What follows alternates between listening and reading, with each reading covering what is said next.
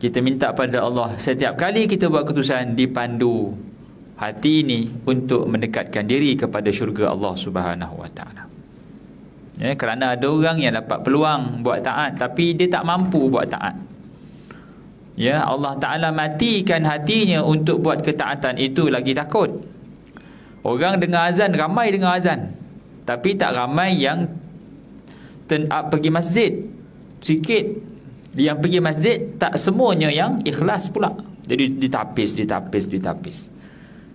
Jadi minta pada Allah Ta'ala, bila peluang untuk taat itu hadir, hati kita mudah untuk bangkit dan taat. Di saat kita melakukan ketaatan, diberikan keikhlasan. Ya, keikhlasan. Kerana iblis tak pernah akan kibar bendera putih kat kita, tidak. Dia akan goda ikut kita punya level. Daripada buat dosa besar, kepada konsisten istiqamah buat dosa kecil, kepada buat benda ibadah tapi tak ada prioriti, kepada buat benda wajib tapi kurang ikhlas. Sikit dia akan pastikan kita berada di persimpangan neraka. Kalau orang tu syirik, that's it, lepas dia dah kira selesai dah tu. Kalau tak boleh syirik, dia akan pastikan kita buat dosa besar. Kalau kita ni jenis tak buat dosa besar, dia pastikan kita buat dosa kecil berterusan. Dosa kecil kita tak buat juga, kita buat benda sunat, dia suruh kita buat benda sunat sampai tak buat benda wajib. Sunat je dia buat, wajib tak buat. Kalau kita boleh prioritikan benda wajib, benda sunat kita buat kemudian, wajib dulu, dia akan pastikan hilangnya ikhlas. Itu perlawanan dengan iblis tak pernah terhenti. Jadi mari sama-sama kita kuatkan iman dan amal, duduk dalam jamaah, dalam kumpulan manusia yang selalu ingat pada Allah. Rapatkan diri ke masjid, ya, kita selalu berada di masjid, insya-Allah. Sedang penonton, tuan-tuan dan puan yang hadirin hadirat yang dirahmati Allah Subhanahu Wa Taala, kita masuk pada bacaan suratul Insan pada ayat ke-20. Surah Al-Insan ayat ke-20. Boleh buka halaman Quran masing-masing yang berada di Facebook ataupun di TikTok, insya-Allah. Allah Taala berfirman pada ayat ke-20 pada suratul Insan, a'udzubillahi minasyaitanirrajim. وَإِذَا رَأَيْتَ ثَمَّ رَأَيْتَ نَعِيمًا وَمُلْكًا كَبِيرًا عَالِيَهُمْ ثِيَابُ سُنْدُسٍ خُضْرٌ وَإِسْتَبْرَقٌ وَحُلُّوا أَسَاوِرَ مِنْ فِضَّةٍ وَسَقَاهُمْ رَبُّهُمْ شَرَابًا طَهُورًا. Yang ke-20 yang bermaksud, dan apabila kamu melihat di sana, yakni syurga, nescaya kamu akan melihat berbagai macam kenikmatan dan kerajaan yang besar. Mereka memakai pakaian sutera halus yang hijau dan sutera tebal, dan dipakaikan kepada mereka gelang berbuat perak, dan Tuhan memberikan kepada mereka minuman yang bersih. Ahli syurga ataupun nikmat syurga ni, tuan-tuan perempuan, nikmatnya besar dan hebat. Mala ainun ra'at wala uzunun sami'at wala khatarun fi qalbin bashar.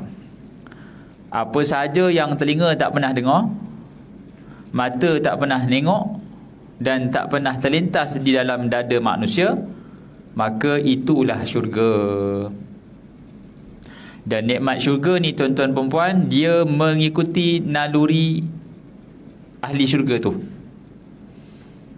Kalau lelaki, ada nalurinya. Kalau perempuan, ada naluri perempuan. Kalau lelaki lah, apakah benda yang paling lelaki suka tengok? Perempuan. Dah maaf lah, memang betul.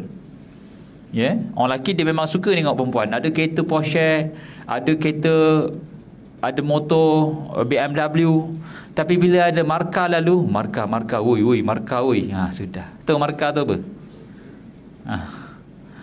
Kira awet lah, awet lalu bang, awet. Dah. Cantik bang, cantik. Aku dah tunduk pandangan ni, kau cakap cantik terus tengok. Sebab tu dalam Quran Allah angkat darjat laki-laki yang tundukkan pandangannya, sebab susah. Ya, perempuan tu tak salah pun, dia pakai sopan je. Tapi kalau mata laki tu dia nak tengok, dia akan tengok.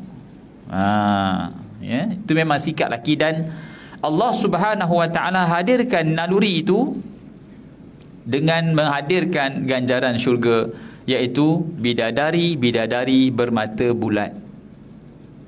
Allah Allah Allah, ya. Bidadari ni kata Nabi SAW, kalau dia minum air, punyalah putih sampai nampak air lalu kat kerongkong ni.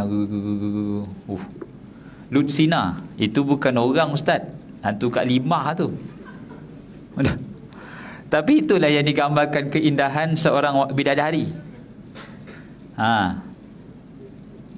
Orang perempuan, apa benda yang paling dia suka sangat? Tak, mana perempuan suka lelaki? Lelaki nombor 10. Perhiasan. Dia suka cantik. Yang lain tak cantik tak apa, dia cantik je. Tu. Dia suka cantik. Dia nak terpaling. Ya. Selalunya macam itulah, dia nak yang terpaling. Sebab tu dalam Quran, dalam syurga diberikan adanya bekas, adanya gelas, adanya pinggan mangkuk, adanya hamparan, ada gelang. Itu semua perempuan. Orang lelaki cukup dengan bidadari je. Tapi jangan risau, Allah cabut perasaan cemburu. Tak ada cemburu. Takkan kita nampak ada hajah termenung tepi tangga. Kenapa hajah? Haji kau ustaz, duduk dengan bidadari lupa makcik. Tak ada. Tak ada. Isteri akan jadi ketua bidadari yang paling cantik. Sebab orang perempuan suka cantik, Allah jadikan dia paling cantik. Bidadari tak boleh challenge. Kalau bidadari itu dah cantik, ahli syurga di kalangan wanita semuanya cantik-cantik belaka. Kalau isteri itu, dia jadi panglima pula dah, penghulu segala bidadari. Cantik sangat, ya. Tapi dengan syarat masuk syurga dah dulu, ya. Nak jadi cantik tu, jawapannya syurga dulu.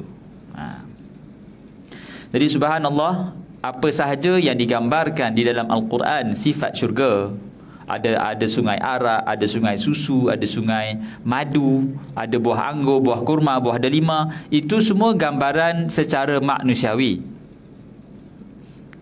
Kita tak boleh nak gambarkan pisang di dunia dengan pisang syurga sama, tak boleh.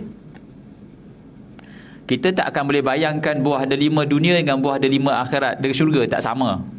Takkan sama. Kalau at the moment kita boleh bayangkan, terus tertolak, itu semua bukan syurga, ya. Dan saya ra'aita na'iman wa mulkan kabira, kamu akan melihat berbagai macam kenikmatan dan kerajaan yang besar milik Allah yang sangat agung, kekuasaannya sangat megah. Orang yang tak akhir, kata Nabi SAW, yang masuk syurga, orang yang besar sebesar zarah kalimah la ilaha illallah dalam hatinya, dia tetap akan masuk syurga. Dan orang yang tak akhir keluar daripada neraka setelah dibakar, dia akan disucikan oleh Allah Ta'ala dengan dimandikan dalam sungai syurga, dihilangkan kotoran-kotoran dan dihilangkan tanda ahli neraka, lalu dimasukkan ke dalam syurga. Kata Nabi SAW, disediakan baginya seluas langit dan bumi ruang untuk dia menikmati syurga. Patutnya orang tak akhir ni dapat baki-baki je lah. Tetapi yang baki itu pun seluas langit dan bumi untuk dia menikmati syurga. Luas langit dan bumi. Jadi maknanya kerajaan Allah, iaitu syurga, sebahagian dari kerajaan Allah ni besar. Terlalu besar yang tak boleh nak digambarkan. Jadi cuma kita hanya perlu tanam impian untuk masuk syurga secepat mungkin. Baik. Aliyahum thiyabus